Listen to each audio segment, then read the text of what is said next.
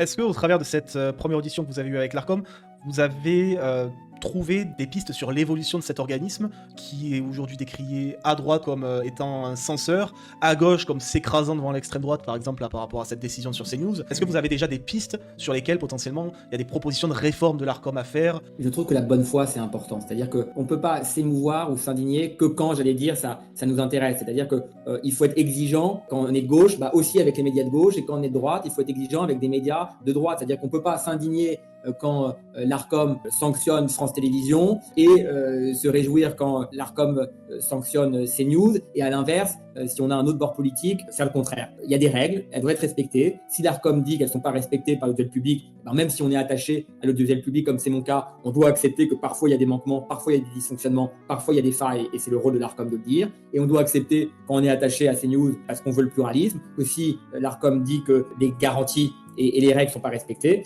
on doit lui faire confiance. Je redis, l'Arcom ne fait qu'appliquer des lois. Donc c'est à nous, et si les citoyens ne sont pas contents, c'est à nous, ils peuvent aussi nous expliquer, on est là pour représenter les Français, qu'est-ce qui ne va pas dans les règles que l'Arcom se charge de mettre en œuvre et de vérifier.